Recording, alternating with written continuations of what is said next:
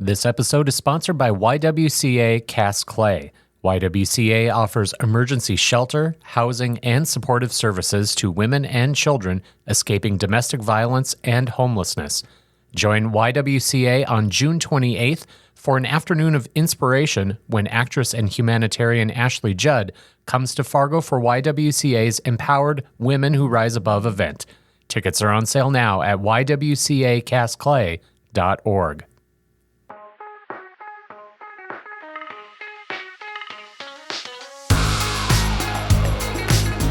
Hello, everyone. Thank you for listening once again to the InForum Business Beat podcast. This is your host, Thomas Evanella.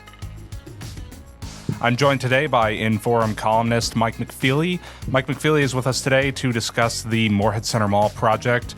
And Mike, thank you for being here. A few weeks back, you reported on the remaining condo owners at the Moorhead Center Mall. And for the uninitiated on the mall's setup, the mall was established with a condo arrangement, meaning that businesses owned and rather than rented their spaces.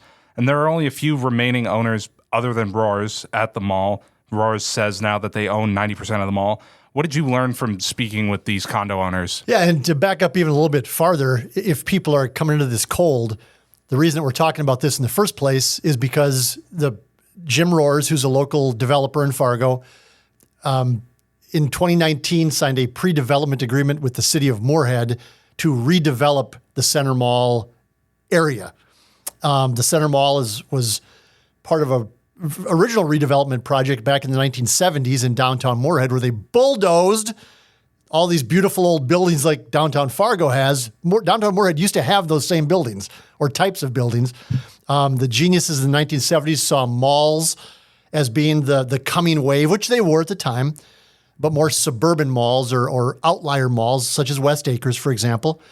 And so the people in Moorhead bulldozed downtown Moorhead, built this Center Mall, they call it, on Center Avenue, and that was going to be the thing to revitalize downtown Moorhead 50 years ago, almost exactly 50 years ago. I think the Center Mall opened, I think in 1973, as a matter of fact. Over time, it never turned out that way. The Center Mall has been at times doing okay, but mostly in recent last, 25 years, I suppose, 20 years, it's been mostly empty and at times dying. And now I think it's almost certainly dying because Jim Roers, after the pre-development agreement, went ahead and purchased whatever condos he could from the owners in the Center Mall.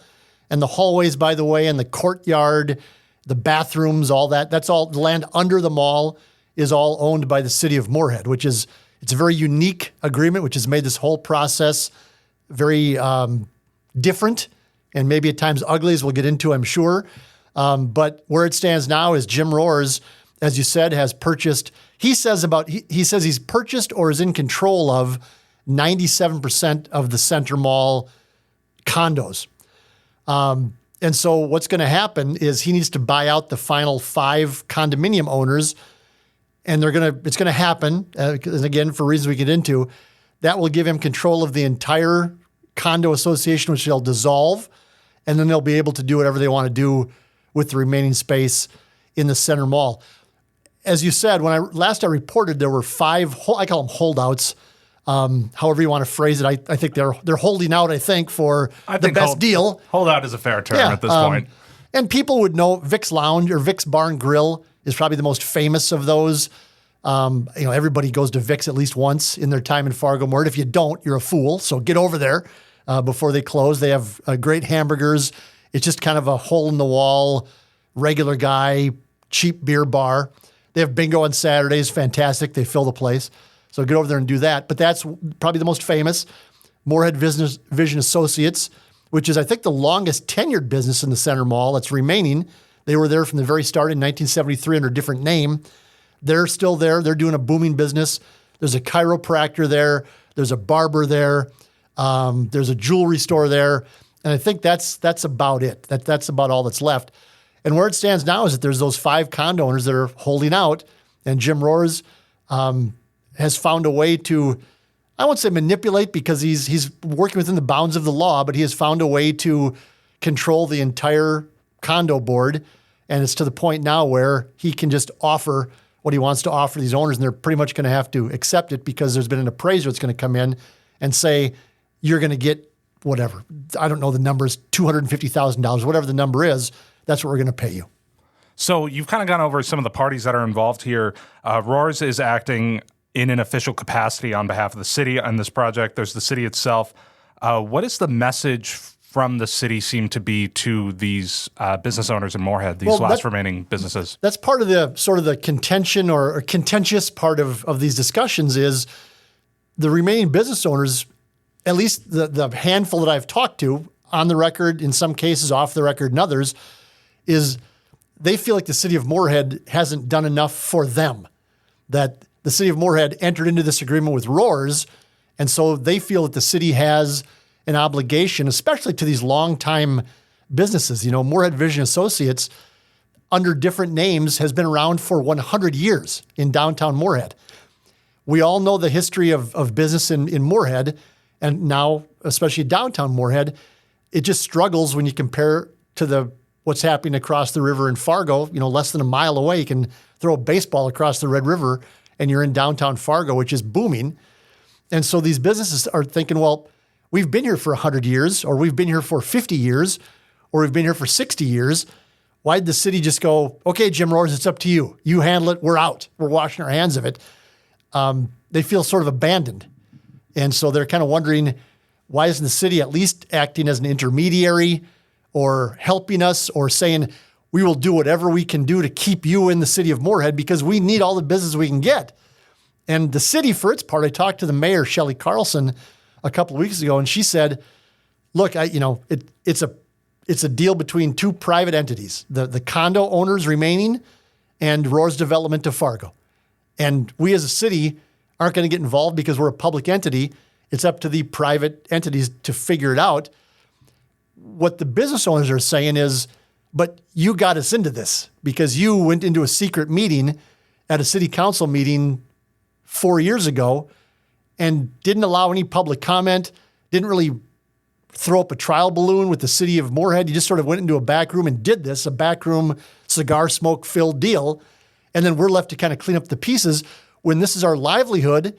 And in some cases, it might be somebody's retirement income or retirement plan, would be to sell off this building or to rent it out in perpetuity as a way to earn money as an investment.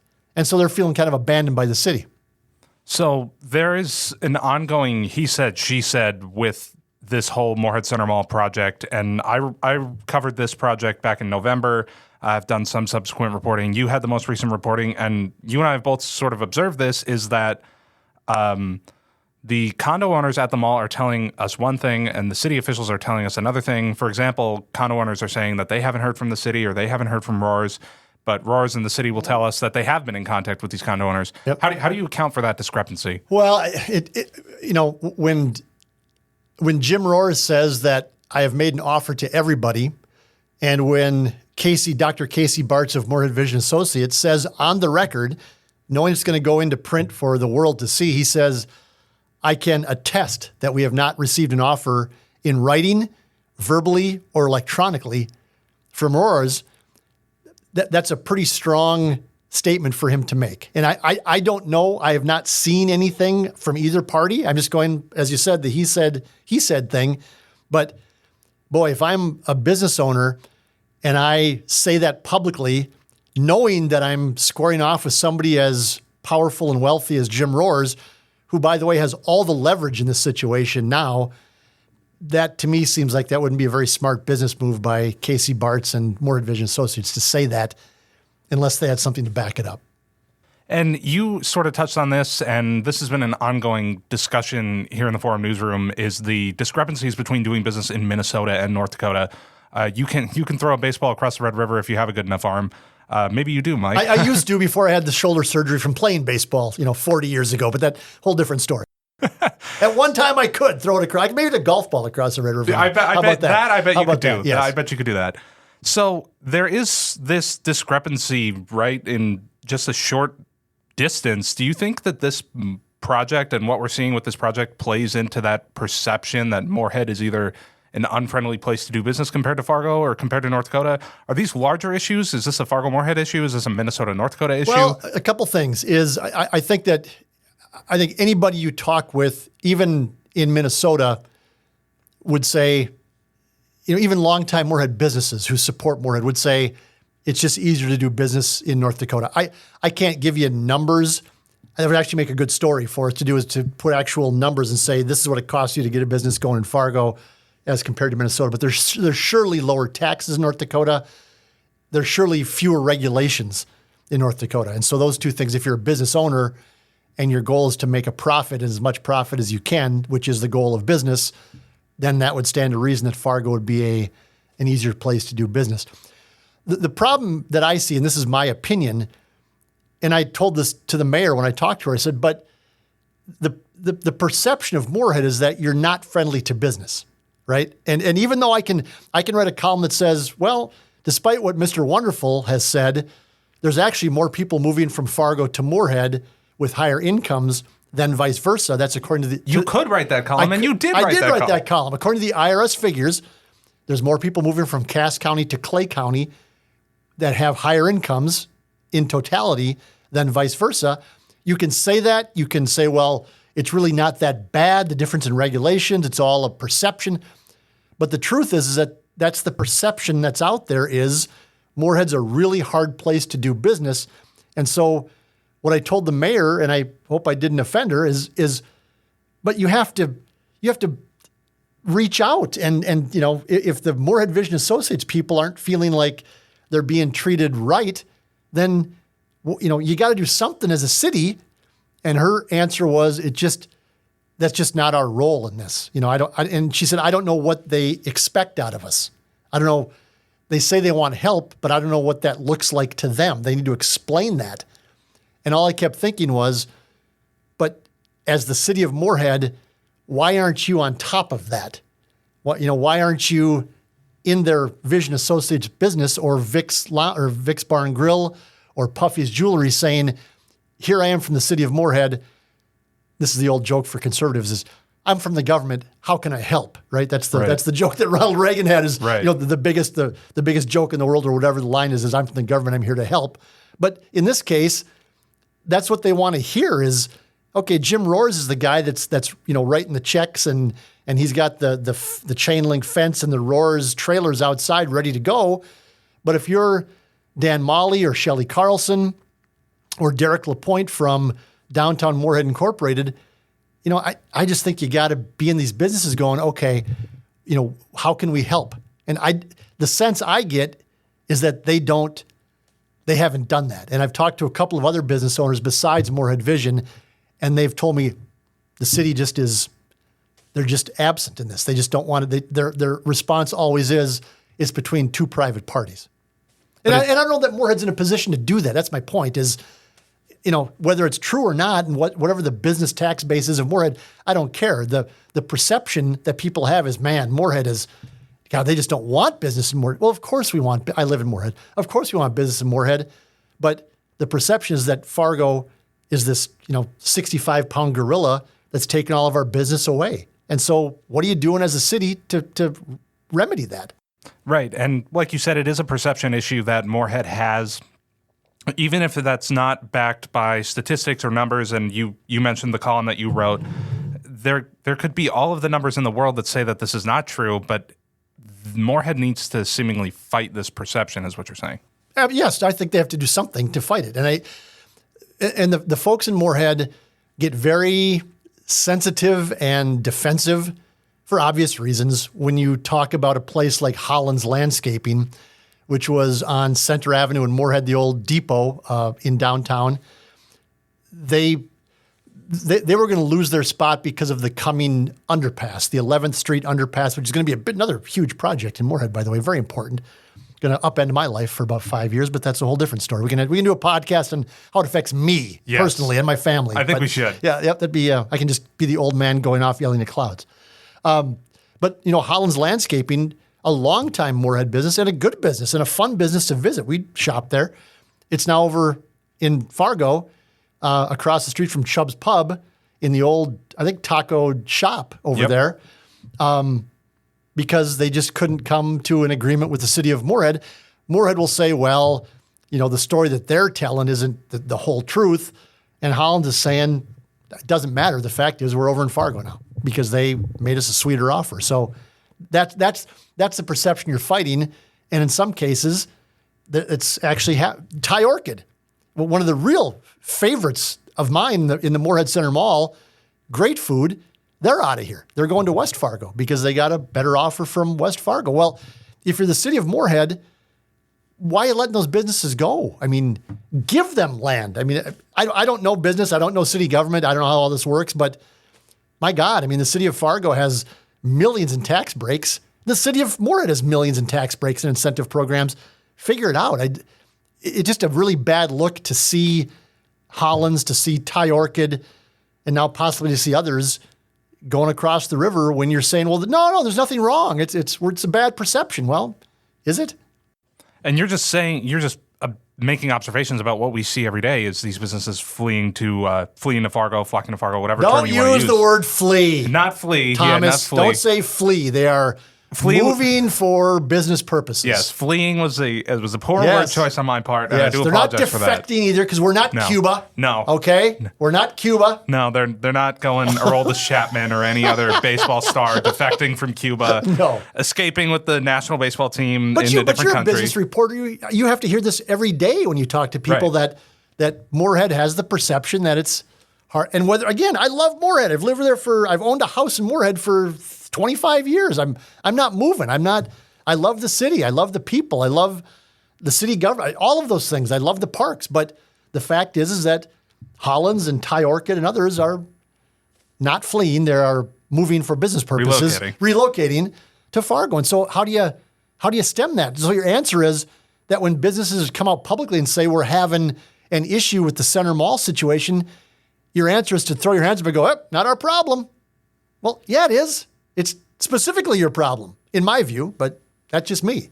And getting back to the mall, then, what happens next at the mall now? Are we any closer to seeing visible progress at the mall in your assessment? Not that I have seen, but obviously, I talked to Jim Roers for the column a couple of weeks ago that you referenced, and Jim Roers is a hardcore businessman, which makes him both fun to talk with because he's 75 years old and has been doing this for decades and knows what he's doing, very successful. But he does what he has to do for his business. And the phrase that he used for me was, at some point you have to move forward. And we're using the law as it's written in Minnesota to move forward. And he was referencing the idea that he controlled the supermajority of the mall condo board. And so he could stack the board with his minions, if you will, and they could vote how he wanted them to vote so he can have control of the entire mall. That's just business. I mean, I don't, and it's legal. The state of Minnesota says a condo board is this, and here's how you just, it's all legal.